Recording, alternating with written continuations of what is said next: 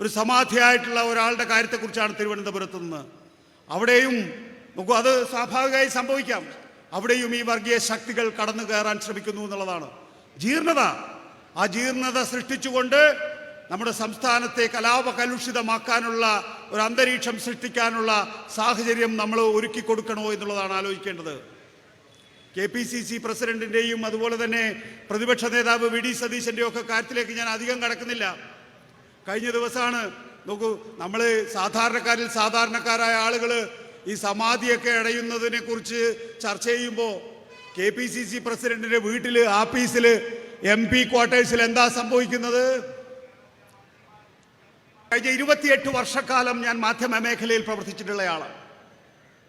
എന്നെ സംബന്ധിച്ചിടത്തോളം 1996 വിദ്യാഭ്യാസം പൂർത്തിയാക്കുമ്പോൾ ഞാനൊരു രാഷ്ട്രീയ കുടുംബത്തിൽ നിന്നുള്ളയാളാണ്. വിദ്യാർത്ഥി രാഷ്ട്രീയത്തിൽ വളരെ സജീവമായി പ്രവർത്തിച്ചിട്ടുള്ളയാളാണ്. എന്നെ സംബന്ധിച്ചിടത്തോളം വലതുകാൽ എടുത്തു വെക്കുന്നത് പോലെ സ്വാഭാവികമായിരുന്നു രാഷ്ട്രീയ പ്രവേശം എന്ന് പറയുന്നത്. പക്ഷേ നെഞ്ചിൽ ചേർത്ത് പിടിച്ച മൈക്കിൽ പറയുന്ന സത്യങ്ങളാണ് വിപ്ലവം എന്ന് കരുതിയിട്ടുള്ള ഒരു വിദ്യാർത്ഥിയായിരുന്നു ഞാൻ. അന്ന് ആ കാലഘട്ടത്തിൽ അത് ശരിയുമായിരുന്നു. കാരണം എന്താ? ആ കാലഘട്ടത്തിൽ എൻ്റെ മുന്നിലുണ്ടായിരുന്ന മാതൃകകൾ, എൻ്റെ മുന്നിലുണ്ടായിരുന്ന മാതൃകാ സ്ഥാപനങ്ങൾ, മാധ്യമ സ്ഥാപനങ്ങൾ, ഇവയെല്ലാം തന്നെയും ഇന്ത്യയിലെ ഒരു ബഹുസ്വര മാധ്യമ സംസ്കാരം മുന്നോട്ട് വച്ചിരുന്നു. മതേതരവും ജനാധിപത്യപരവുമായിട്ടുള്ളൊരു സംവിധാനത്തിൽ ബഹുസ്വരമായ മാധ്യമ സംവിധാനങ്ങൾ ഉള്ളപ്പോൾ സ്വാഭാവികമായും ഞാൻ കരുതുന്നത് പോലെ നെഞ്ചിലെ മൈക്കിലൂടെ പറയുന്ന കാര്യങ്ങൾക്കാണ് കൂടുതൽ പ്രസക്തി എന്ന് കരുതി സങ്കുചിതമാണ് ചിലപ്പോൾ രാഷ്ട്രീയ പ്രസ്ഥാനങ്ങൾ അല്ലെങ്കിൽ മുന്നണി സംവിധാനങ്ങൾ എന്ന് ഞാൻ വിചാരിച്ചു, അല്ലെങ്കിൽ എന്നെപ്പോലുള്ള വിദ്യാർത്ഥികൾ വിചാരിച്ചു. ഒരുപാട് പേര് മാധ്യമരംഗത്തേക്ക് കടന്നുപോയിരുന്നു. പക്ഷെ മാധ്യമരംഗത്തുണ്ടായിട്ടുള്ള മാറ്റങ്ങൾ നിങ്ങൾക്കെല്ലാം അറിയാം. വളരെ വിശദമായിട്ടൊന്നും ഞാനത് പറയില്ല, വളരെ ചുരുക്കി പറയാം. 91 നവ ഉദാരവൽക്കരണം വന്ന കാലഘട്ടത്തിൽ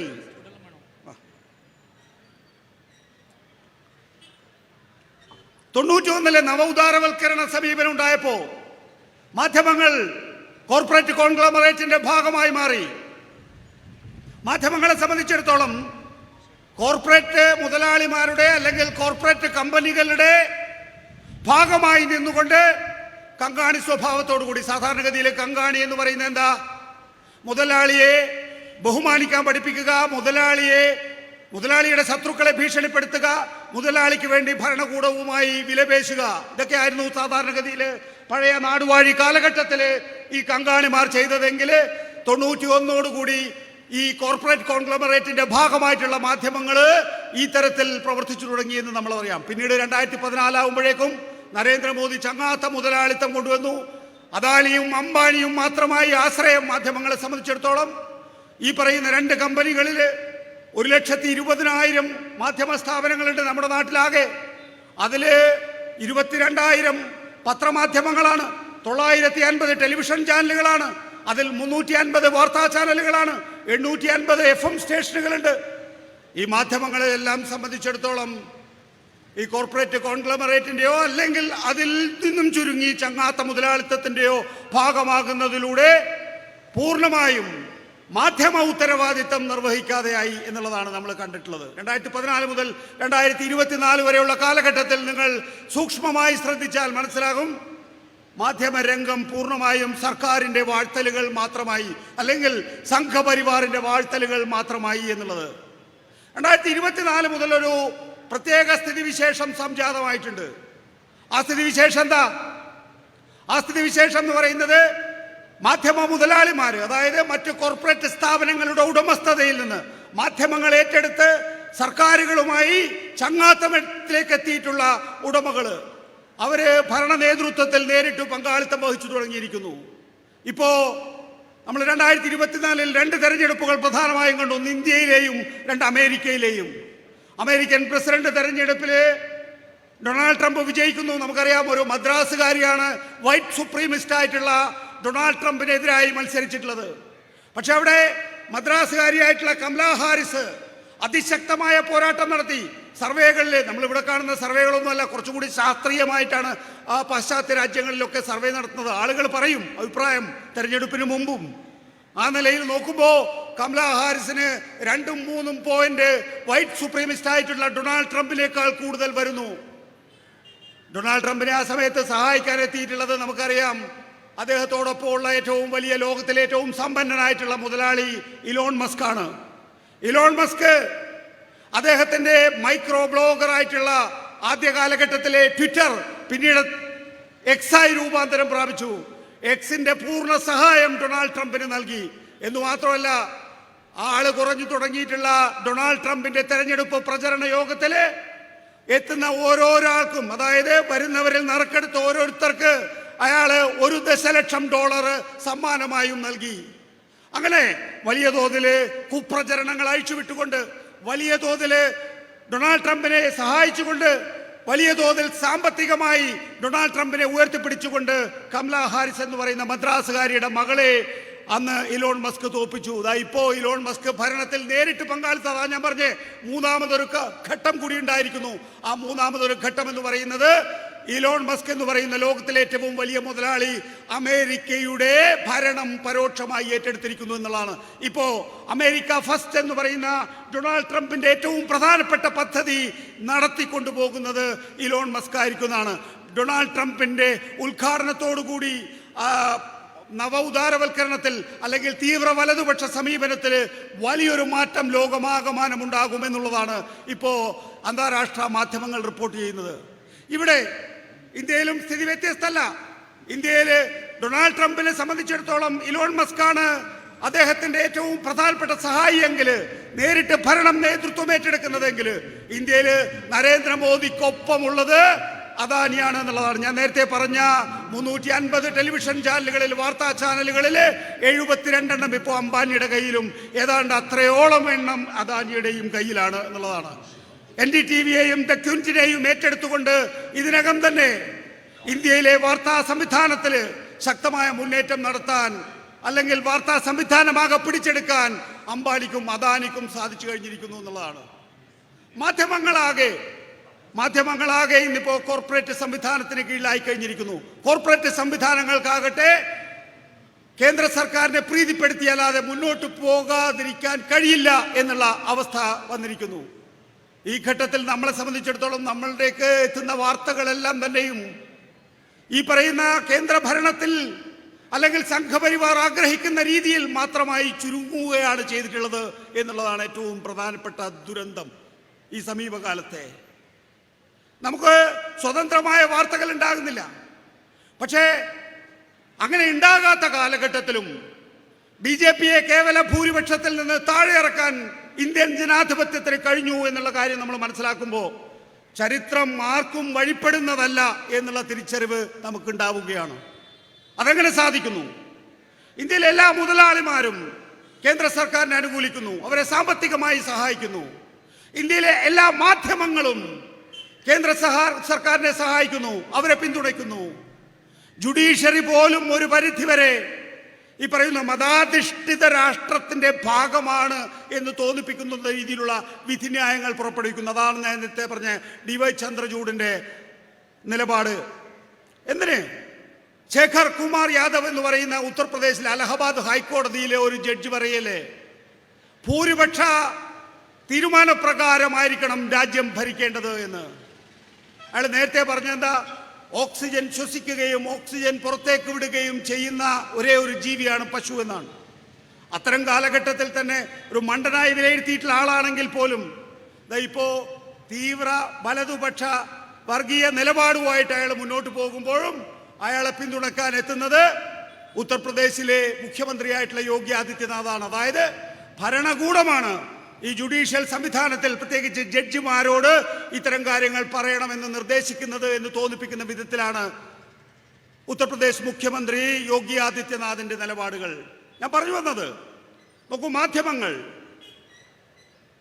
വ്യവസായികൾ, ഇപ്പോ ജുഡീഷ്യറിയിലെ തന്നെ ഒരു വിഭാഗം ആളുകൾ ലെജിസ്ലേച്ചറിനെ മുഴുവനായി ഇപ്പോൾ വിലക്ക് വാങ്ങിക്കഴിഞ്ഞിരിക്കുന്നു BJP.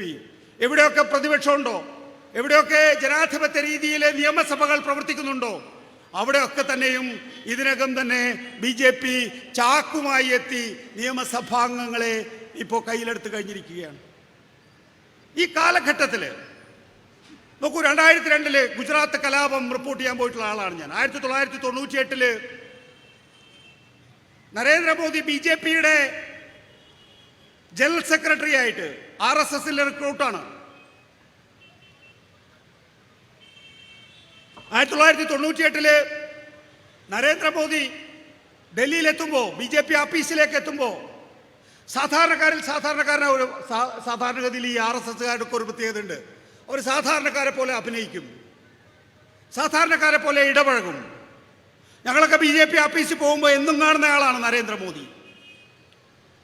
എന്നും നമുക്ക് തൊട്ടും തലോടിയും വർത്താനം പറഞ്ഞും ഒക്കെ പോകാൻ കഴിയുന്ന ഒരാളാണ്.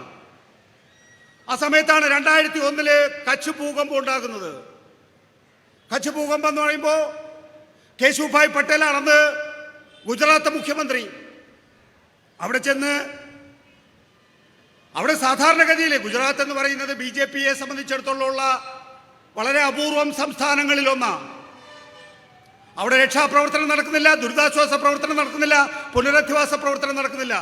ആകെ ഉണ്ടായിരുന്ന ഒരു സംസ്ഥാനം ഗുജറാത്ത് കൂടി കേശുഭായ് പട്ടേൽ അവസാനത്തെ മുഖ്യമന്ത്രിയായി അവസാനിക്കും എന്ന് കണ്ടപ്പോൾ BJPയുടെ അന്നത്തെ ദേശീയ നേതൃത്വം കേശുഭായ് പട്ടേലിനെ മുഖ്യമന്ത്രി സ്ഥാനത്ത് നിന്ന് മാറ്റി പകരം നരേന്ദ്രമോദിയെ പ്രത്യേക വിമാനത്തിൽ അഹമ്മദാബാദിലേക്ക് എത്തിച്ചു. കേശുഭായ് പട്ടേലിന് ചെയ്യാൻ കഴിയാത്തതൊന്നും തനിക്ക് ചെയ്യാൻ കഴിയില്ല എന്ന് വ്യക്തമായ നരേന്ദ്രമോദി അവിടെ അതിനുശേഷമാണ് ഗോത്ര ഉണ്ടാകുന്നത്. എന്നുവെച്ചാൽ ഒരു സംസ്ഥാനം ഭൂകമ്പത്തെ തുടർന്നിങ്ങനെ തകർന്നു നിൽക്കുന്ന സമയത്ത് അവിടെ ഗോത്ര സംഭവം ഉണ്ടാവുകയാണ്. സാധാരണഗതിയിൽ രാജ്യത്തിൻ്റെ മറ്റൊരിടത്തും നമ്മൾ കണ്ടിട്ടില്ല. തുടർന്നാണ് കലാപം ഉണ്ടാകുന്നത്. കലാപത്തിൻ്റെ കാര്യം നമ്മൾ പരിശോധിച്ചാൽ നമുക്ക് മനസ്സിലാവും. കലാപം ഉണ്ടായത് ഘട്ടത്തിൽ നരേന്ദ്രമോദി സർക്കാർ, അമിത്ഷാ എന്ന ആഭ്യന്തര സഹമന്ത്രിയാ അവിടെ സംസ്ഥാന ഭരണകൂടം നോക്കിക്കൊണ്ടു നിന്നു എന്നുള്ളത് നമ്മൾ കണ്ടതാണ്. ഞാൻ ഗുജറാത്ത് കലാപം റിപ്പോർട്ട് ചെയ്യാൻ പോയിട്ടുള്ളതാണ്. ഞാൻ പറഞ്ഞല്ലോ, ഏഷ്യാനെറ്റിൻ്റെ പ്രതിനിധി എന്നുള്ള നിലയിൽ അവിടെ ചെല്ലുമ്പോൾ പോലീസൊന്നും റോഡിലില്ല, ആർക്കും എന്ത് വേണമെങ്കിലും ചെയ്യാമെന്നുള്ള അവസ്ഥയാണ്. രാജീവ് സർദേശായിയുടെ 2014 ലോക്സഭാ തെരഞ്ഞെടുപ്പുമായി ബന്ധപ്പെട്ട ഒരു പുസ്തകമുണ്ട്. ആ ലോക്സഭാ തെരഞ്ഞെടുപ്പിനെ വിലയിരുത്തുന്ന പുസ്തകം. അന്ന് വളരെ കുറച്ച് ടെലിവിഷൻ ചാനലുകളേ ഉള്ളൂ. ഞങ്ങൾ ഏഷ്യാനെറ്റ് എന്ന് പറയുന്നത് ദക്ഷിണേന്ത്യയിൽ നിന്ന് തന്നെയുള്ള ഏക ടെലിവിഷൻ ചാനലുകളാണെന്ന്. വാർത്താ ചാനലില്ല. ഗുജറാത്തിലേക്ക് പോകുന്ന സമയത്ത് രാജീവ് എഴുതുകയാണ്, ഗുജറാത്ത് മുഖ്യമന്ത്രി നരേന്ദ്രമോദിയെ അദ്ദേഹത്തിൻ്റെ വസതിയിൽ ചെന്ന് കാണുന്നു. വസതിയിൽ ചെന്ന് കണ്ടപ്പോൾ വളരെ സൗഹാർദ്ദപൂർവ്വം ഈ പറയുന്ന മാധ്യമ പ്രവർത്തകരോടൊക്കെ തന്നെയും പെരുമാറുന്നു. അപ്പോൾ രാജീവ് സർദേശായി അടക്കമുള്ളവരെ പറയുന്നു, ഇങ്ങനെയൊരു ആക്ഷേപമുണ്ട്, സംസ്ഥാന ഭരണകൂടം പ്രവർത്തിക്കുന്നില്ല എന്നുള്ളൊരു ആക്ഷേപമുണ്ട് എന്ന് പറഞ്ഞപ്പോൾ നരേന്ദ്രമോദി അതൊക്കെ നഖശികാന്തം എതിർക്കുകയാണ്, തെറ്റായ പ്രചരണമാണ് എന്ന് പറയുകയാണ്. അത് കഴിഞ്ഞ ശേഷം ആ ഇൻ്റർവ്യൂവിന് ശേഷം അവർ പുറത്തേക്ക് ഇറങ്ങുന്നു. രാത്രിയാവുന്നു. അവരെ തടയുന്നു ഒരു വിഭാഗം ആളുകൾ, സംഘപരിവാറുകാർ, ഈ കുന്തവും തൃശൂലും ഒക്കെ എടുത്തുകൊണ്ട്. അവർ പറയുന്നു, ഞങ്ങളിതാ നരേന്ദ്രമോദിയുടെ സുഹൃത്തുക്കളാണ്, ഞങ്ങൾ നരേന്ദ്രമോദിയുടെ അഭിമുഖം കഴിഞ്ഞിട്ടാണ് ഇപ്പോൾ പുറത്തേക്ക് ഇറങ്ങി വരുന്നത്. ഇവരതൊക്കെ കേട്ടപ്പോൾ പുച്ഛത്തോടു കൂടി ചിരിക്കുകയാണ്. അവർക്കൊരു നരേന്ദ്രമോദിയെ കേൾക്കണ്ട. അവരെ സംബന്ധിച്ചിടത്തോളം സംഘപരിവാർ ആസൂത്രണം ചെയ്തിട്ടുള്ള കലാപത്തിൽ ഏർപ്പെട്ട് നിൽക്കുന്നവരാണ്. എന്നിട്ട് രാജീവ് സർദേശായി പറയാണ്, അവരുടെ പേരുകളോ അവരുടെ തിരിച്ചറിയൽ കാർഡുകളോ അല്ലെങ്കിൽ അവരുടെ രൂപമോ പോലും യഥാർത്ഥത്തിൽ ഇവർക്ക് ബാധകമല്ല. അവസാനം അവർക്ക് ആ സ്ഥലത്ത് നിന്ന് പുറത്തേക്ക് പോകാൻ, ആ സ്ഥലത്ത് നിന്ന് ഇവരുടെ കയ്യിൽ നിന്ന് രക്ഷപ്പെട്ടു പോകാൻ മുണ്ട് മാറ്റി കാണിച്ചു കൊടുക്കേണ്ടി വന്നു എന്ന് പറയുമ്പോൾ എത്ര ബീഭത്സമായിട്ടുള്ള ഒരു അവസ്ഥയാണ് ഗുജറാത്തിൽ ആ കാലത്തുണ്ടായിരുന്നത് എന്ന് തെളിയിക്കുന്നു. നമ്മൾ ടീസ്റ്റ സെതൽവാദിനെ പോലുള്ള ആളുകളുടെ മൊഴികൾ നമ്മൾ കേട്ടിട്ടുള്ളതാണ്. ഗർഭിണിയുടെ വയറ്റിൽ നിന്ന് തൃശൂലം ഉപയോഗിച്ച് ഗർഭസ്ഥ ശിശുവിനെ പുറത്തെടുത്തു എന്നൊക്കെയുള്ളത് ഒന്നും നമ്മൾ ആ കാലഘട്ടത്തിൽ പോലും വിശ്വസിക്കാൻ കൂട്ടാക്കാത്ത കാര്യമാണ്. കാരണം ഒരു മനുഷ്യനും അത്രയും പൈശാചിക സ്വഭാവത്തിൽ പെരുമാറാനാകില്ല എന്ന് നമുക്കെല്ലാം അറിയുന്നത് കൊണ്ട് തന്നെ. പക്ഷേ ഇപ്പോൾ മണിപ്പൂരിലേക്ക് വന്നപ്പോൾ എന്താ, മണിപ്പൂരിൽ നമ്മൾ ദൃശ്യങ്ങളിലൂടെ കണ്ടില്ലേ, മണിപ്പൂരില് 2 പെൺകുട്ടികൾ ഉടുതുണിയില്ലാതെ ഓടുന്നു. ഏതോ മണൽത്തിട്ടയിലൂടെ പാവങ്ങൾ ഓടി ഓടി ഓടി ഒരു സ്ഥലത്ത് അവര് മണൽത്തിട്ടയിൽ തട്ടി വീഴുന്നു. പിന്നാലെ ഓടുന്ന മൃഗങ്ങളുടെ സ്വഭാവമുള്ളവരെന്നൊക്കെ പറഞ്ഞു കഴിഞ്ഞാൽ മൃഗങ്ങൾ അത് നമുക്കെതിരെ കേസ് കൊടുക്കും. ഈ പൈശാചിക സ്വഭാവമുള്ളവര് അവരെ കൊന്ന് തീ വെക്കുന്നത് അതിനുശേഷം നരേന്ദ്രമോദി ആദ്യമായിട്ട് പറഞ്ഞത്. പക്ഷേ നരേന്ദ്രമോദി ഇന്നേ വരെ ഇപ്പോ 150 ദിവസങ്ങൾ പിന്നിടുന്നു. ഇന്നേ വരെ 260 പേര് മരിച്ചു. ഔദ്യോഗിക കണക്ക് പ്രകാരം 60,000 പേർക്ക് 60,000 പേരുടെ വീട് നഷ്ടപ്പെട്ടു. ഇന്നേ വരെ ഒരു ദിവസം പോലും പ്രധാനമന്ത്രി നരേന്ദ്രമോദി മണിപ്പൂർ സന്ദർശിച്ചിട്ടില്ല. ഇങ്ങേ തെക്കേ അറ്റത്തുള്ള കേരളത്തില് സുരേഷ് ഗോപിയുടെ വീട്ടിൽ വന്ന് സുരേഷ് ഗോപിയുടെ മകളുടെ കല്യാണത്തിന് വന്ന് താലി എടുത്തു കൊടുക്കാൻ അദ്ദേഹത്തിന് സാധിച്ചു. അഹമ്മദാബാദില് ക്രിക്കറ്റ് കളി തോറ്റപ്പോ അവരുടെ ഡ്രസ്സിംഗ് റൂമിൽ നരേന്ദ്രമോദി എത്തി അവരുടെ ഇന്ത്യൻ കളിക്കാരെ സമാശ്വസിപ്പിച്ചു. എന്നിട്ട് പോലും ഇന്നേ വരെ മണിപ്പൂരിൽ നരേന്ദ്രമോദി ഒരു ദിവസം പോലും പോയിട്ട് അവിടുത്തെ ജനങ്ങളോട് നിങ്ങൾ അക്രമം നിർത്തൂ എന്ന് പറഞ്ഞിട്ടില്ല. മണിപ്പൂരിൽ ആരാ ഇടപെടേണ്ടത്? സംസ്ഥാന ഭരണകൂടം, കേന്ദ്ര ഭരണകൂടം. ബിരേൻ സിംഗ് 1-ാം തീയതി ആ ജനങ്ങളോടാകെ പറയുകയാണ്, ഈ വംശീയ കലാപത്തില് 100 കണക്കിന് ആളുകൾക്ക് ജീവൻ നഷ്ടപ്പെട്ടതിൽ ഞാൻ എൻ്റെ സംസ്ഥാനത്തോട് മാപ്പ് പറയുന്നു എന്ന്. ബിരേൻ സിംഗ് മാത്രം പറഞ്ഞാൽ മതിയോ മാപ്പ്? റിട്രോസ്പെക്റ്റീവ് എഫക്റ്റിൽ ഗുജറാത്ത് കലാപടക്കം ബാബറി മസ്ജിദ് തകർത്ത ഘട്ടത്തിൽ രാജ്യത്തെ 2ആയി വിഭജിച്ചതിൽ തുടർന്ന് 100 കണക്കിന് ആളുകൾ കൊല്ലപ്പെട്ടതിന് നിരവധി കാര്യങ്ങളിൽ BJP മാപ്പ് പറയേണ്ടതാണ്. നരേന്ദ്രമോദിയുടെ നേതൃത്വത്തിലുള്ള ഈ സംഘപരിവാർ പ്രസ്ഥാനമാകെ മാപ്പ് പറയേണ്ടതാണ്. മണിപ്പൂരിൽ വളരെ അത്ഭുതകരമായി തോന്നി. ഞാൻ എപ്പോഴും ഉപമിക്കുന്ന ഒരു കാര്യമുണ്ട്. നമ്മളൊക്കെ ഈ കുടത്തിലെ തവളകളാണ്.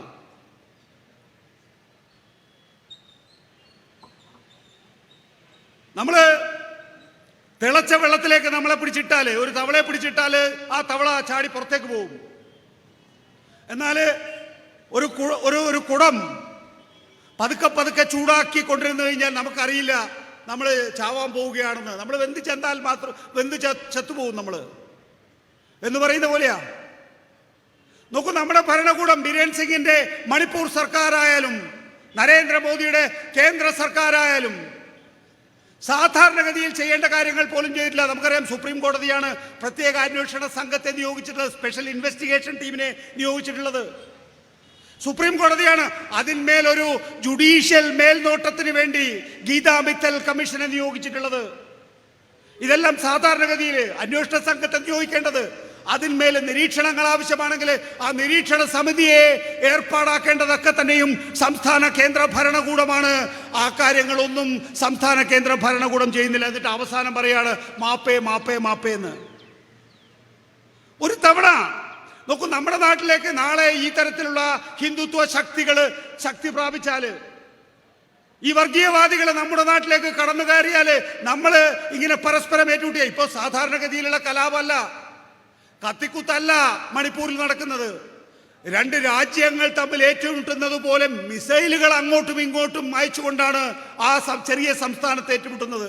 60,000 പട്ടാളക്കാരുണ്ട്. അതുകൊണ്ടാണ് മണിപ്പൂരിലെ ചീഫ് ജസ്റ്റിസ് കഴിഞ്ഞ ദിവസം റിട്ടയർ ചെയ്തു. അദ്ദേഹം പറഞ്ഞത് ഇതിന്റെ പിന്നിൽ, ഈ കലാപത്തിന്റെ പിന്നിൽ അദൃശ്യ കരങ്ങളുണ്ട്,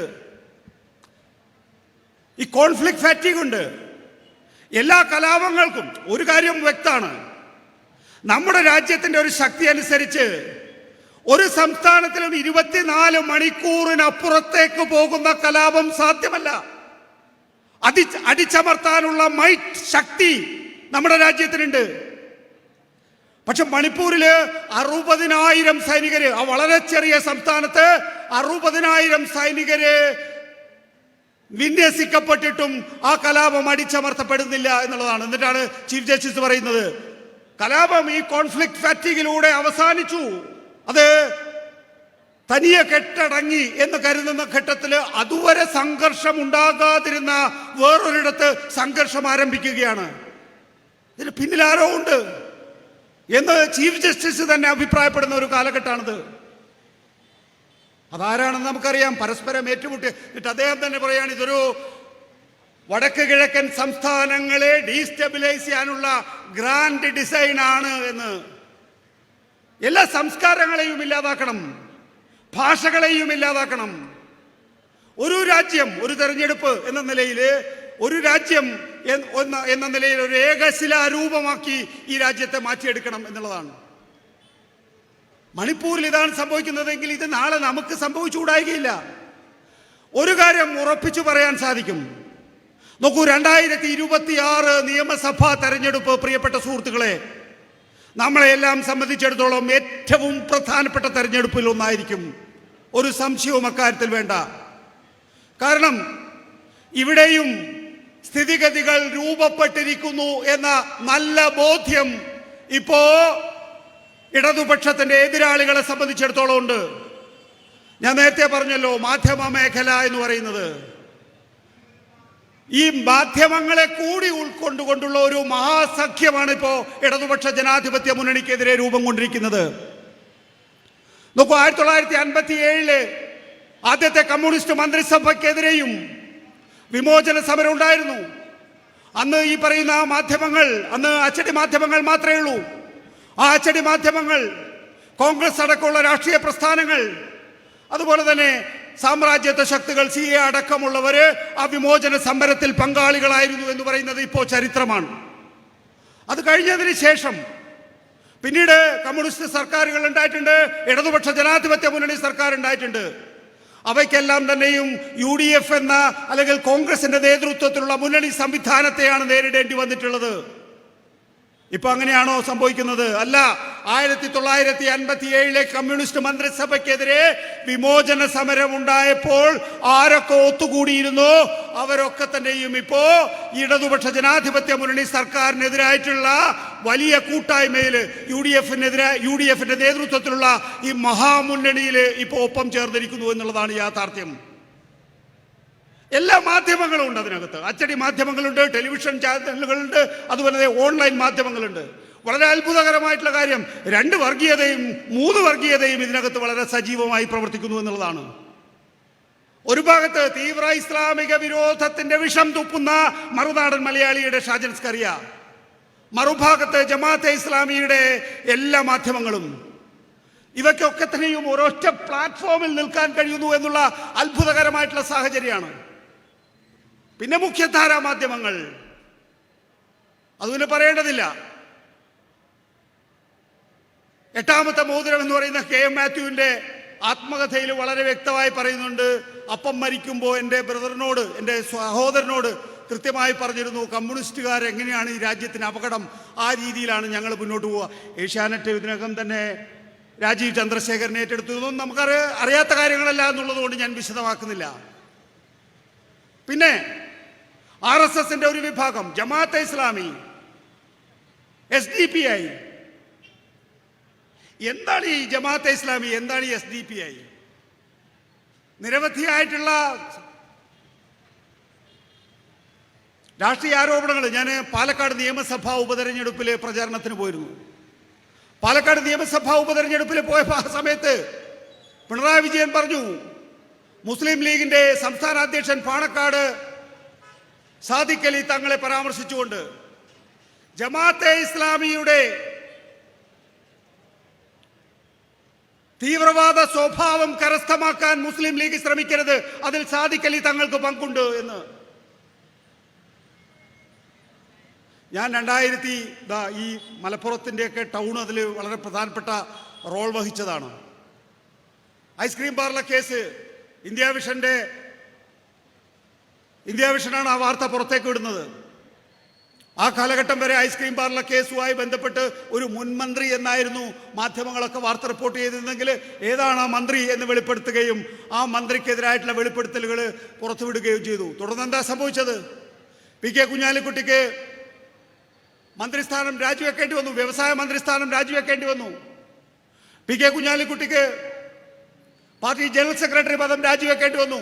മുസ്ലിം ലീഗിൽ വലിയ വിഭാഗീയത ഉണ്ടായി. ET മുഹമ്മദ് ബഷീർ, MK മുനീർ തുടങ്ങിയിട്ടുള്ള ഒരു വലിയ നിര നേതാക്കൾ PK കുഞ്ഞാലിക്കുട്ടിക്കെതിരായിട്ടുള്ള പക്ഷത്ത് നിലയുറപ്പിച്ചു.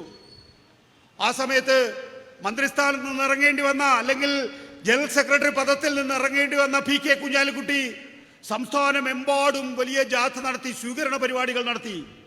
എനിക്ക് രാഷ്ട്രീയ പാർട്ടി, എൻ്റെ പാർട്ടിയായിട്ടുള്ള മുസ്ലിം ലീഗ് എന്നെ ജനറൽ സെക്രട്ടറി പദത്തിൽ നിന്ന് പുറത്താക്കുകയാണെങ്കിൽ, എനിക്ക് സംരക്ഷണം നൽകുന്നില്ലെങ്കിൽ എനിക്ക് സമുദായം സംരക്ഷണം നൽകും എന്ന അർത്ഥത്തിൽ കേരളത്തിൻ്റെ എല്ലാ മുക്കിലും മൂലയിലും പി കെ കുഞ്ഞാലിക്കുട്ടി സ്വീകരണങ്ങൾ ഏറ്റുവാങ്ങി.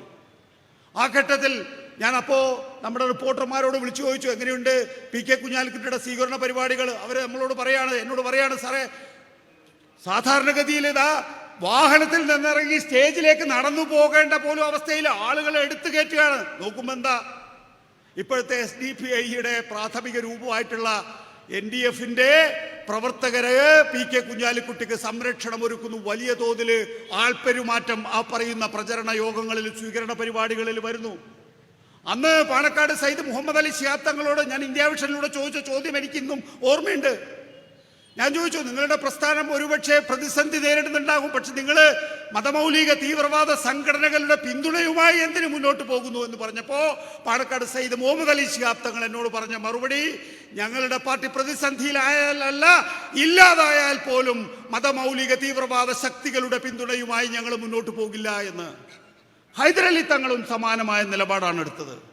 2010 മനോരമ ചാനലിന് നൽകിയുള്ള അഭിമുഖത്തിൽ ഹൈദരലി തങ്ങൾ ഖണ്ഡിതമായി പറഞ്ഞിരുന്നു, ഞങ്ങൾ ജമാഅത്തെ ഇസ്ലാമിയുടെയോ അല്ലെങ്കിൽ SDPIയുടെയോ പിന്തുണയ്ക്കില്ല, അവര് തീവ്ര സ്വഭാവമുള്ള സംഘടനകളാണ് എന്ന്. ഇപ്പൊ UDFനെ സംബന്ധിച്ചിടത്തോളം 10 വർഷക്കാലം അധികാരത്തിൽ നിന്ന് വിട്ടുനിൽക്കേണ്ടിരുന്ന അവസ്ഥ, 10 വർഷക്കാലം ഈ സംസ്ഥാനത്ത് ഭരണത്തിലില്ല. ഏതൊക്കെയാ വകുപ്പുകള്? വ്യവസായ വകുപ്പ്, പഞ്ചായത്ത് വകുപ്പ്, PWD വകുപ്പ്. അങ്ങനെ ഇന്നത്തെ ചിലപ്പോൾ പുതിയ തലമുറക്ക് കഴിഞ്ഞ 8.5 വർഷത്തിനുള്ളിൽ രാഷ്ട്രീയം പഠിച്ചവർക്ക് ചിലപ്പോൾ ഈ വകുപ്പുകളെ കുറിച്ചൊന്നും കൃത്യമായി അറിയില്ല. ഇതൊക്കെ മുസ്ലിം ലീഗ് അല്ലെങ്കിൽ UDF ഭരിച്ചിരുന്ന കാലഘട്ടത്തിൽ അഴിമതിയുടെ വലിയ ഒടികുത്തിയ കൊത്തളങ്ങളായിരുന്നു എന്ന് നമുക്കറിയാം. 2016 ഉമ്മൻചാണ്ടിയുടെ ഭരണം അവസാനിക്കുന്ന ഘട്ടത്തിൽ അവസാനത്തെ ക്യാബിനറ്റ് യോഗം, എൻ്റെ അനുഭവങ്ങൾ കൂടെ പറഞ്ഞു പോകാം. 2016 ഉമ്മൻചാണ്ടിയുടെ ഭരണം അവസാനിക്കുന്നു, അവസാനത്തെ ക്യാബിനറ്റ് യോഗം. അന്ന് പറവൂർ MLA എൻ്റെ ചർച്ചയിൽ വന്നു. ആ പറവൂർ MLA ആരാ?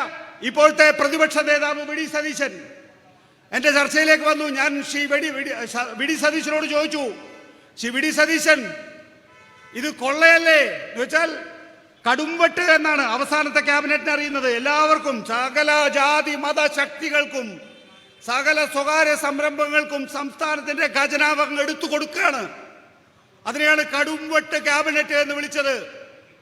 അപ്പോൾ രാത്രി ചർച്ചയിൽ ഞാൻ ശ്രീ വി ഡി സതീശനോട് ചോദിച്ചു, ശ്രീ വി ഡി സതീശൻ, ഇത് കൊള്ളയല്ലേ എന്ന്. അപ്പൊ സതീശന്റെ മറുപടി, നികേഷ, ഇത് കൊള്ളയല്ല, ഇത് തീവട്ടിക്കൊള്ളയാണ് എന്ന്. റെക്കോർഡ്സ് ഉണ്ട്, യൂട്യൂബിൽ പോയി തപ്പിയാൽ കിട്ടും. കൊള്ളയല്ല. UDFന്റെ 2011 മുതൽ 2016 വരെയുള്ള കാലഘട്ടത്തിലെ ഭരണം എന്ന് പറയുന്നത് കൊള്ളയല്ല, തീവട്ടിക്കൊള്ളയാണ് എന്ന് പറഞ്ഞത് അന്നത്തെ പറവൂർ MLA, പൊട്ടൻഷ്യൽ പ്രതിപക്ഷ നേതാവായിട്ടുള്ള ശ്രീ വി ഡി സതീശൻ. സതീശൻ എപ്പോഴെങ്കിലും 2016 മുതൽ 2021 വരെയുള്ള പിണറായി വിജയന്റെ ഒന്നാം സർക്കാരിനെതിരെയോ 2016 മുതൽ 2021 വരെയുള്ള പിണറായി വിജയൻ 21 മുതൽ 24, 25 വരെയുള്ള പിണറായി വിജയൻ സർക്കാരിന്റെ കാലത്ത് പ്രതിപക്ഷ നേതാവായിരിക്കുമ്പോഴോ പിണറായി വിജയന്റേത് തീവട്ടിക്കൊള്ളയാണ് എന്ന് പറഞ്ഞിട്ടുണ്ടോ? പക്ഷേ അതിനു മുമ്പുള്ള ഉമ്മൻചാണ്ടി സർക്കാർ തീവട്ടിക്കൊള്ളയാണ് ഈ രാജ്യത്ത്, ഈ സംസ്ഥാനത്ത് നടത്തിയത് എന്ന് പറഞ്ഞ ആളാണ് വി ഡി സതീശൻ. എല്ലാ മതവർഗീയ ശക്തികളെയും ഒരുമിപ്പിച്ചു കൊണ്ടുവരികയാണ്. കാരണം ഭരണം കൈവിട്ടു പോകാൻ വയ്യ. എന്താണ് ഇങ്ങനെ എല്ലാ വർഗീയ ശക്തികളും ഒരുമിച്ച് നിൽക്കാനുള്ള കാരണം? സാധാരണഗതിയിൽ അങ്ങനെ അല്ലല്ലോ. ഹിന്ദുത്വ വർഗീയത ഉണ്ടെങ്കിൽ മുസ്ലിം വർഗീയത നേരെ എതിർഭാഗത്തല്ലേ സാധാരണഗതിയിൽ ഉണ്ടാകേണ്ടത്? അതാ ഞാൻ നേരത്തെ പറഞ്ഞത്. ഇതാണ് അവസരം എന്നുള്ളത് ഇവർ കണ്ടെത്തിയിരിക്കുന്നു. അതുകൊണ്ടാണ് ജമാഅത്തെ ഇസ്ലാമിയുടെ മാധ്യമ സംവിധാനങ്ങളും മറുനാടൻ മലയാളിയും ഒക്കെ ഒരൊറ്റ തട്ടകത്തിൽ വന്നിട്ട് ഒരൊറ്റ ആവശ്യത്തിന് വേണ്ടി കേരളത്തിൽ പോരടിച്ചുകൊണ്ടിരിക്കുന്നത്. പാലക്കാട് നിയമസഭാ ഉപതെരഞ്ഞെടുപ്പിലേക്ക് തന്നെ തിരിച്ചു പോവാം. അവിടെ സന്ദീപ് വാര്യർ കോൺഗ്രസിൽ നിന്ന് ബി ജെ പിയിൽ നിന്ന് കോൺഗ്രസിലേക്ക് ചേർന്നു. ബി ജെ പിയിൽ നിന്ന് ആര് കോൺഗ്രസിലേക്ക് ചേർന്നാലും അതിനെ സർവാത്മന സ്വാഗതം ചെയ്യുന്ന ആളാണ് ഞാൻ. ഏത് ജനാധിപത്യ പാർട്ടിയിൽ ചേർന്നാലും നല്ല, ബി ജെ പി വിട്ടാൽ മതി. പക്ഷെ അന്ന് എല്ലാവരും ശബ്ദം എടുത്ത് ചോദിച്ച ഒരു ചോദ്യമുണ്ട്. ഇടതുപക്ഷ ജനാധിപത്യ മുന്നണിയുടെ പ്രാസംഗികര് തെരഞ്ഞെടുപ്പ് പ്രചരണ യോഗങ്ങളിൽ നിങ്ങള് ബി ജെ പി വിട്ടു, പക്ഷെ നിങ്ങൾ RSS. കാരണം സന്ദീപ് വാര്യരെ എല്ലാരും കണ്ടിട്ടുള്ളത് എങ്ങനെയാ? സന്ദീപ് വാര്യരെ എല്ലാരും കണ്ടിട്ടുള്ളത് കാക്കി ട്രൗസറില്ല. ശരി, നിങ്ങൾ കോൺഗ്രസ് അല്ല, നിങ്ങൾ ബി ജെ പി വിട്ടു, പക്ഷെ RSS വിട്ടിട്ടുണ്ടോ എന്ന ചോദ്യം അവിടെ എല്ലാ ഇടതുപക്ഷ ജനാധിപത്യ മുന്നണിയുടെ പ്രാസംഗികരും ഉന്നയിച്ചു. അതേക്കുറിച്ച് ഒരക്ഷരം സന്ദീപ് വാര്യർ പറഞ്ഞില്ല എന്ന് മാത്രമല്ല, UDF മിണ്ടിയില്ല. തെരഞ്ഞെടുപ്പിന്റെ തലേദിവസം നമ്മൾ സാധാരണഗതിയിൽ എല്ലാ നേതാക്കളുടെയും മുമ്പിൽ മൈക്ക് വെക്കും. രാഷ്ട്രീയക്കാർ പറയും കൊമ്പും കോളിലും പറയും. ഈ കൊമ്പും കോളിലും സാധാരണഗതിയിൽ എല്ലാ നേതാക്കളുടെയും മുമ്പിൽ വെക്കും. സന്ദീപ് വാര്യരുടെ മുമ്പിലും വെച്ച് കൊമ്പും കോളിലും കുത്തി. സന്ദീപ് വാര്യരോട് ഒരു ചോദ്യമില്ല. സന്ദീപ് വാര്യർ പറയാണ്, എന്റെ സ്വത്തുക്കൾ മുഴുവൻ RSSന്റെ കാര്യാലയം നിർമ്മിക്കാൻ ഞാൻ വിട്ടുകൊടുക്കുമെന്ന്. ഒരു ചോദ്യമില്ല കേട്ടോ. നിങ്ങളുടെ സ്വത്തുക്കള് നിങ്ങൾ കൈവശം വെക്കുകയാണോ, ആർക്കെങ്കിലും കൊടുക്കുകയാണോ എന്നുള്ള ഒരു ചോദ്യമില്ല. നേരിട്ടുള്ള ഉത്തരം, എന്റെ സ്വത്തുക്കൾ RSSന് കാര്യാലയം നിർമ്മിക്കാൻ വേണ്ടി ഞാൻ വിട്ടുകൊടുക്കുകയാണ് എന്ന് കോൺഗ്രസിൽ ചേർന്ന BJP കാരനായിട്ടുള്ള RSSകാരനായിട്ടുള്ള സന്ദീപ് വാര്യർ വ്യക്താക്കുകയാണ്. ഇത് ഡോഗ് വിസിലാ. ഡോഗ് വിസിൽ എന്താ? നായകളെ പരിശീലിപ്പിക്കുമ്പോൾ ഒരു വിസിലുണ്ട്. ആ വിസില് മറ്റുള്ളവർക്ക് കേൾക്കാൻ കഴിയില്ല എന്ന് പറയുന്നത് പോലെ സന്ദീപ് വാര്യർ ഒരു വിസിൽ വിടുക. എന്താ? എനിക്കിപ്പോ കെ സുരേന്ദ്രനുമായിട്ട് ചെറിയ സൗന്ദര്യപ്പണക്കമുണ്ട്. ആ സൗന്ദര്യപ്പണക്കത്തിന്റെ പേരിൽ ഞാൻ BJP തൽക്കാലം വിടുന്നു, പക്ഷെ RSSന്റെ അടിയുറച്ച വിശ്വാസിയായി ഞാൻ തുടരും എന്നുള്ളത്. ഇവരെല്ലാം ഒന്നിച്ചാന്നേ. എങ്ങനെയാ? ശരിയാ, BJP വിട്ട സന്ദീപ് വാര്യരെ സംബന്ധിച്ചിടത്തോളം ചെന്ന് ചേരേണ്ട ഇടം കോൺഗ്രസ് തന്നെയാ. കാരണം ഞാൻ RSSന്റെ ശാഖയ്ക്ക് കാവൽ നിന്നിട്ടുണ്ട് എന്ന് പറഞ്ഞതാരാണ്? ജവഹർലാൽ നെഹ്റു വർഗീയ മതമൗലിക ശക്തികൾക്ക്, RSSന്, സംഘപരിവാർ പ്രസ്ഥാനത്തിന് കീഴ്പ്പെട്ടിട്ടുണ്ട് എന്ന് പറഞ്ഞതാരാണ്? നമ്മുടെ കെ സുധാകരനാണ്. വേണമെങ്കിൽ ഞാൻ BJPയിൽ ചേരും എന്നൊരു ഘട്ടത്തിൽ കെ സുധാകരൻ പറഞ്ഞതും നമ്മുടെ മുന്നിലുണ്ട്. MS ഗോൾവാൾക്കറുടെ പടത്തിന്റെ മുന്നിൽ തൊഴുത് വിളക്ക് തെളിച്ച ആളാണ് VD സതീശൻ. അങ്ങനെയുള്ള ഒരാൾക്ക് സ്വാഭാവികമായിട്ടും, അങ്ങനെയുള്ള ആളുകളുടെ പാർട്ടിയിലേക്ക് സ്വാഭാവികമായും സന്ദീപ് വാര്യർക്ക് പോകാൻ കഴിയൂ എന്ന കാര്യത്തിൽ എനിക്ക് തർക്കമൊന്നുമില്ല. അപ്പൊ എല്ലാ ശക്തികൾക്കും, ജമാഅത്തെ ഇസ്ലാമി, SDPI, RSSലെ ഒരു വിഭാഗം, കോൺഗ്രസ്, മുസ്ലിം ലീഗ് ആണെങ്കിൽ നേരത്തെ പറഞ്ഞതുപോലെ തന്നെ എല്ലാ വർഗീയ ശക്തികൾക്കും കീഴ്പ്പെട്ട് നിൽക്കുന്നത്. എങ്ങനെയാണ് ഹൈദരലി തങ്ങൾക്ക് ഒരു ടെലിവിഷൻ ചാനലില് ജമാഅത്തെ ഇസ്ലാമിയും SDPIയും വർഗീയ ശക്തികളാണ് എന്ന് പറയുന്ന സൗണ്ട് ബൈറ്റ് നമ്മുടെ മുന്നിൽ നിൽക്കുമ്പോൾ സാദിഖ് അലി തങ്ങൾക്ക് ഇവരെ മുന്നണിയിൽ സഹകരിപ്പിക്കാൻ കഴിയുന്നത്? ഒറ്റ കാര്യം മാത്രമേ ഉള്ളൂ. 2016 മുതൽ 2021 വരെയുള്ള ഭരണത്തിൽ കൈയിട്ട് വരണം. ഈ വർഗീയ ശക്തികൾക്ക് എന്താ ഗുണം? വർഗീയ ശക്തികളുടെ ഗുണം എന്ന് പറയുന്നത് അവർക്ക് കളമൊരുക്കി കൊടുക്കണം. അവർക്ക് എങ്ങനെയാ കളമൊരുക്കി കൊടുക്കേണ്ടത്? അതിനാവശ്യമായിട്ടുള്ള ഏത് തരത്തിലുള്ള സംഘർഷം കേരളത്തിൽ ഉണ്ടായാൽ പോലും അതിന് മൗനം അവലംബിച്ച് വളരെ വളക്കൂറുള്ള മണ്ണാക്കി കേരളത്തെ ഒരുക്കി കൊടുക്കണം. അതിനാവശ്യമായിട്ടുള്ള രീതിയിലാണ് UDF പോകുന്നത് എന്ന് സംബന്ധിച്ച് അവർക്ക് നല്ല വ്യക്തതയുണ്ട്. എല്ലാ തരം ജീർണതയും ഈ പ്രിയപ്പെട്ട സുഹൃത്തുക്കളെ ഞാൻ വളരെ ചുരുക്കിയേ ഇനി പറയുള്ളൂ. നമ്മൾ കാണേണ്ട ഒരു കാര്യം എന്ന് പറയുന്നത്, പുരോഗമന ശക്തികൾ അത് എപ്പോഴും തങ്ങളുടെ ശക്തി പൂർണ്ണമായും ഉപയോഗിക്കുന്നില്ല എങ്കിൽ ഈ പറയുന്ന വിധ്വംസക ശക്തികൾക്ക് വളരെ എളുപ്പം കടന്നു കയറാൻ സാധിക്കും. എവിടെയെങ്കിലും നമ്മളുടെ മനസ്സിൽ ആ നിലയിൽ എല്ലാം ഇങ്ങനെ നോക്കിക്കാണുന്ന, എല്ലാം കണ്ട് മറക്കേണ്ടി വരുന്ന ഒരു അവസ്ഥയുണ്ട് എങ്കിൽ അത് വലിയ അപകടമാണ് നമ്മുടെ സംസ്ഥാനത്ത്, നമ്മുടെ രാജ്യത്ത് സൃഷ്ടിക്കാൻ പോകുന്നത് എന്നുള്ളതാണ്. നോക്കൂ, എല്ലാ തരത്തിലും ഇന്നിപ്പോൾ വാർത്തകൾ വരുന്നത് എന്താ? ഒരു സമാധിയായിട്ടുള്ള ഒരാളുടെ കാര്യത്തെക്കുറിച്ചാണ് തിരുവനന്തപുരത്ത് നിന്ന്. അവിടെയും നോക്കൂ, അത് സ്വാഭാവികമായി സംഭവിക്കാം. അവിടെയും ഈ വർഗീയ ശക്തികൾ കടന്നു കയറാൻ ശ്രമിക്കുന്നു എന്നുള്ളതാണ് ജീർണത. ആ ജീർണത സൃഷ്ടിച്ചുകൊണ്ട് നമ്മുടെ സംസ്ഥാനത്തെ കലാപകലുഷിതമാക്കാനുള്ള ഒരു അന്തരീക്ഷം സൃഷ്ടിക്കാനുള്ള സാഹചര്യം നമ്മൾ ഒരുക്കി കൊടുക്കണോ എന്നുള്ളതാണ് ആലോചിക്കേണ്ടത്. KPCC പ്രസിഡന്റിൻ്റെയും അതുപോലെ തന്നെ പ്രതിപക്ഷ നേതാവ് VD സതീശൻ്റെയും ഒക്കെ കാര്യത്തിലേക്ക് ഞാൻ അധികം കടക്കുന്നില്ല.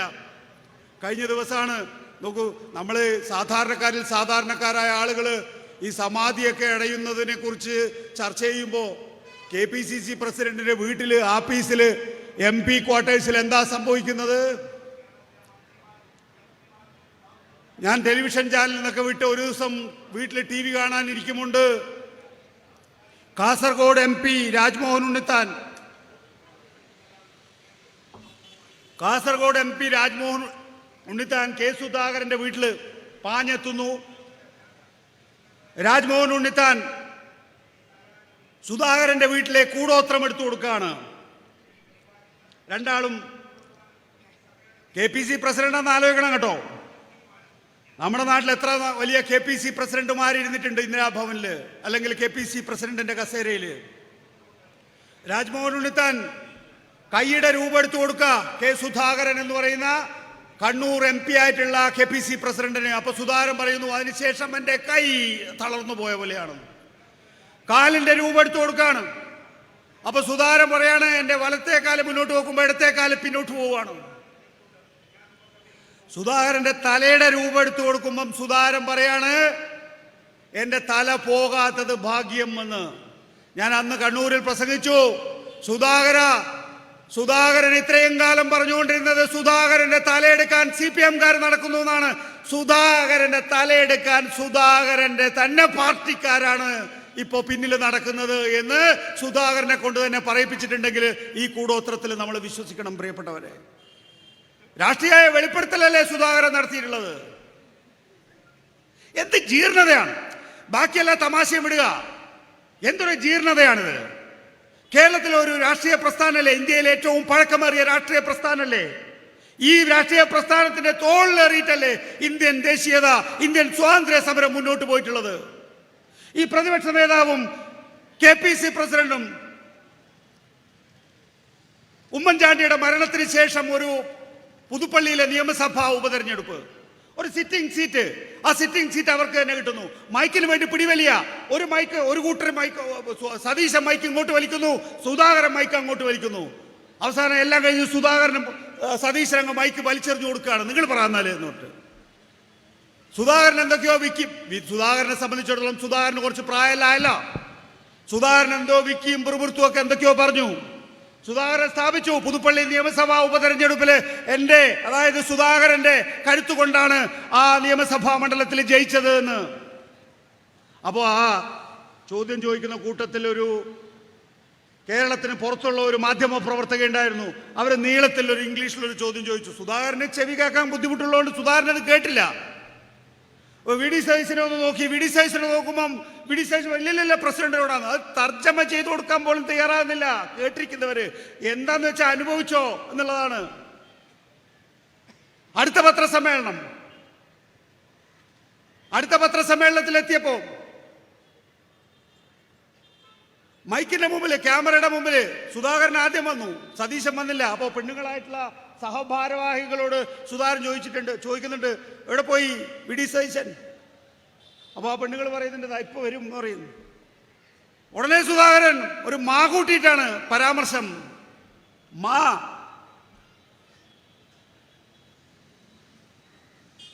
മൈക്കിന്റെ മുമ്പില്, ക്യാമറയുടെ മുമ്പിൽ നിങ്ങൾ മാ കൂട്ടിയിട്ടാണ് പറയുന്നതെങ്കിൽ കർട്ടന്റെ പിന്നിൽ എന്തായിരിക്കും നിങ്ങൾ പറയുന്നുണ്ടാവുക? ജീർണതയുടെ അങ്ങേ അറ്റം, വർഗീയതയുടെ എല്ലാ സ്വഭാവങ്ങളും ഇതിനകത്തുണ്ട്. ഇപ്പൊ ഒരു മീറ്റിംഗ് കൂടാൻ പറ്റുന്നില്ല. രാഷ്ട്രീയകാര്യ സമിതി വിളിച്ചാൽ സതീശൻ പങ്കെടുക്കില്ല. KPC മീറ്റിംഗ് വിളിച്ചാൽ, അല്ല UDF-ന്റെ യോഗം വിളിച്ചാൽ സുധാകരൻ പങ്കെടുക്കില്ല. പങ്കെടുക്കാതിരിക്കുന്നത് നല്ലത്. കാരണം ഇതൊക്കെയാണ് പരസ്പരം അഭിസംബോധന ചെയ്യുന്നതെങ്കിൽ പങ്കെടുക്കാതിരിക്കുന്നത് തന്നെയാണ് നല്ലത്. ഇതാണ് അവസ്ഥ. ഞാൻ പറഞ്ഞു വരുന്നത്, നോക്കൂ, എല്ലാ കാലഘട്ടത്തിലും ഇടതുപക്ഷം CPIM ഭരിക്കണമെന്നൊന്നും നമുക്ക് ആഗ്രഹിക്കാൻ കഴിയില്ല. പക്ഷേ ഇതൊരവസരമായി കണ്ടുകൊണ്ട് ഈ സംസ്ഥാനത്ത് വർഗീയ ധ്രുവീകരണ ശക്തികളെ കുടിയിരുത്താൻ വേണ്ടിയിട്ടുള്ള ബോധപൂർവമായ ശ്രമമാണ് നടത്തുന്നത് എങ്കിൽ അതിനെ ശക്തിയുക്തം എതിർക്കേണ്ട ബാധ്യത കേരളത്തിലെ ജനങ്ങൾക്കുണ്ട് എന്ന കാര്യത്തിൽ തർക്കമില്ല. പാഠപുസ്തകങ്ങളിൽ, കരിക്കുലത്തിൽ, അധ്യാപകരെ നിയമിക്കുന്നതിൽ, പ്രിൻസിപ്പൽമാരെ നിയമിക്കുന്നതിൽ, VC-യെ നിയമിക്കുന്നതിൽ, ജഡ്ജിമാരെ നിയമിക്കുന്നതിൽ, ലെജിസ്ലേച്ചറിനെ പിടിച്ചെടുക്കുന്നതിൽ ഭരണകൂടത്തെ ആകെ തന്നെയും ചൊൽപ്പടിക്ക് നിർത്തുന്ന ഒരു ഹിന്ദുത്വ രാഷ്ട്രത്തിന് വേണ്ടിയാണ് ഇവർ ശ്രമിക്കുന്നതെങ്കിൽ ഇന്ത്യയിലെ ഇടതുപക്ഷത്തിന്, ഇന്ത്യയിലെ പുരോഗമനവാദികൾക്ക് അത് നോക്കിയിരിക്കാനാകില്ല. KSTയെയും സ്വാഭാവികമായും ഈ പ്രക്ഷോഭത്തിൽ ഇതിനകം തന്നെ ഒപ്പം ചേർന്നിട്ടുണ്ട്. ഏറ്റവും ശക്തമായി പടപൊരുതുന്ന അധ്യാപക സംഘടനയാണ് KSTA എന്ന കാര്യത്തിൽ ഒരു തർക്കവുമില്ല.